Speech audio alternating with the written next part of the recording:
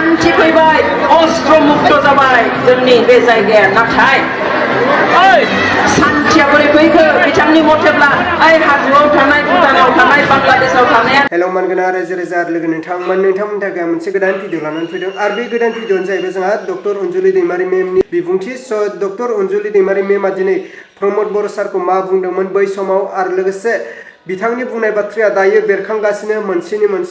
मोनसे टपिकआ दिनै बेरखांगासिनो आरो जाफुंगासिनो रायजो राजा लोगो नोंथांमोन आङो भिडिअखौ गोलाव खालामाजासे डक्टर अनजलि दैमारी मेमनि टपिकखौ आङो स्क्रिनाव होग्रोबाय आरो जोबनायावसो आङो फंनैसो बाथ्रा बुंगोन अब्ला नोंथांमोना नायलांबानो जाबाय। लिडार्सफ्रा गजोबनो नांगौमोन राजौआ समाधान एबा जेनेरेल एमनेस्टि मोननांगौमोन नाथाय बेखौ बोखारबाय दा जिथु सुक्ति जाबाय बेनिफ्राय बेखौ बोखारनानै गासोरनि सार्थआव सोरनि षड़यन्त्रआव जों दा बेखौ बयबो मिन्थिजोब्बाय दिनै बिथाङा बुंदों सान्थि फैबाय अस्त्र मुक्त जाबाय जोंनि बे जायगाया नाथाय सान्थिया बोरै फैखो बिथांनि मथेब्ला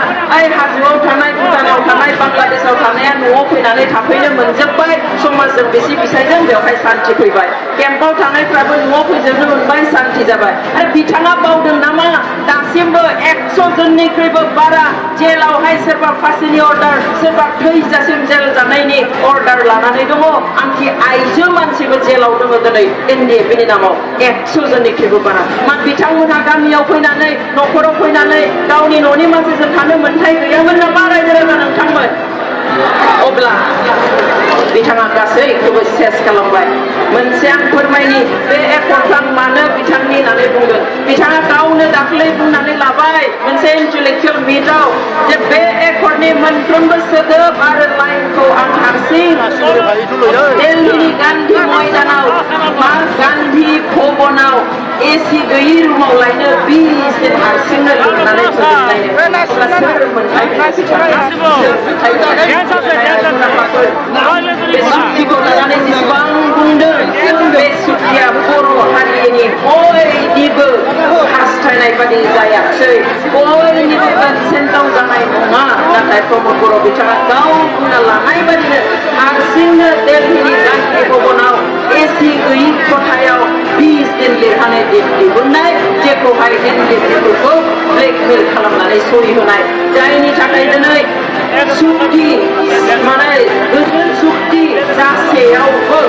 शान्ति सुक्ति जासेयावबो सागानगिरियानो दिनै जेलाव हाबनानै थाहैफिननांबाय बेवहाय आइफोर आफाफोर बेफोरबादि बाथ्राखौ साननानै जोंनि इयुन जोलैनि मोजांखौ साननानै गासैबो जाहाथे फैगौ 10 डिसेम्बराव जानो गोनां बिसायख'थियाव अब्ला मानव गेदेर रायजो राजा लोगो नोंथांमोना खोथाव खोनाखाबाय जा मानगोना डक्टर अनजलि दैमारी मेमनि गुबै टपिकखौ आरो डक्टर अनजलि दैमारी मेमा दिनै एनडिबिफोरखौ लानानै बै समावनो बाथ्रा बुंनायखौ जों नुनो मोन्दोंमोन आरो खोनानो मोन्दोंमोन थारैनो बिटिआर एग्रिमेन्टआ नंखाय होननानै बै समावनो जोंहा डक्टर अनजलि दैमारी मेमानो रोखा जोंनो फोरमायथिदोंमन आरो लोगोसे बिबुंथि गालांदोंमोन थारैनो बे बाथ्राया दिनै बेरखांबाय आरो जाफुंबाय रायजो राजा लोगो नोंथांमोन जेब्लानाखि 2020 मायथाइनि 27 जानुवारियाव बिटिआर एग्रिमेन्ट खालामदोंमोन आरो सुक्ति खालामदोंमोन आरो लोगोसे फैयै दिनै 2025 मायथाइनि 27 जानुवारि मोनफैबाय आरो लोगोसे बिटिआर एग्रिमेन्टआ दिनै सानसेल'सै आरो दिनैनो जोबथा दिन 5 बोसोर सम मोननायाव रन्जन दैमार सारजों लोगोसे माखासे एनडिबिफोरखौ उदां खालामनो हायासै जा मानाव गेदेर बिटिआर बा बिटिसिनि चिफ जा प्रमद बर' सार लोगोसे इउपिपिएल सरकारा दिनै एनडिबिफोरखौ उदां खालामनो हायासै दा बाथ्राया बेसेबांबा साननो गोनां बाथ्रा रायजो राजा लोगो नोंथांमोना बुंनो हागौ कमेन्टनि गेजेरजों फुराना भिडिअखौ मानो लाबोदों फुराना भिडिअआ दिनै बै समावनो डक्टर अनजलि दैमारी मेमानो रोखा फोरमायथिदोंमोन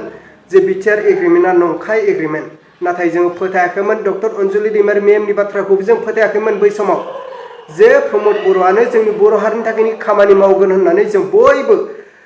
बयबो रायजो राजाफ्रा मोनसे पद होनानै बिथांखौ बिटिआरनि चिफ खालामदोंमोन आरो लोगोसे 5 बोसोराव जों बयबो बुजिनो मोनबाय नोंथांमोना मा बुजिखो बिनि बेलायाव नोंथांमोना कमेन्टनि गेजेरजों फोरमायहरबानो जाबाय बिटिआर एग्रिमेन्टनि गेजेरजों जोंहा एनडिबिफ्रा उदां जानांगौमोन आरो लोगोसे बर' हारिया एसेब्लाबो जौगानो फैनांगौमोन आरो गोदान खामानि लाबोनांगौमोन बेफोरो जाफुङासै आरो थांनाय बावै साननैसोनि सिगां जा मोनसे भिडिअ भाइरेल जादों प्रमद बर' सारादि बुंदोंमोन बै समाव सरकारि जब नाथाय प्राइभेट जबनि बाथ्रा बुंनायखौ नोंथांमोना नुनो मोन्दों। अब्ला फैबाय थानाय बिटिआर बिटिसि इलेक्सनाव नोंथांमोना सोरनो भटखौ होगोन? स' बिनिखायनो फैबाय थानाय बिटिआर बिटिसि इलेक्सनाव नोंथांमोना एसे सानै हयै भटखौ जाहाथे होयो आरो सासे मोजां लिडारखौ दैथायहरो गोजौआव बा बिटिआर बिटिसिनि सिट। स' बे सिटआ जोंनि बर' हारिनि थाखाय खामानि मावगोन आरो लोगोसे माखासे एनडिबिफोरनि खामानिखौ मावगोन। अब्ला आं दिनैनि भिडिअखौ बेखिनियावनो फोजोबबाय। भिडिअखौ मोजां मोनदोंब्ला लाइक खालाम आरो चेनेलखौ मोजां मोनदोंब्ला साबस्क्राइब खालामनानै होबानो जाबाय।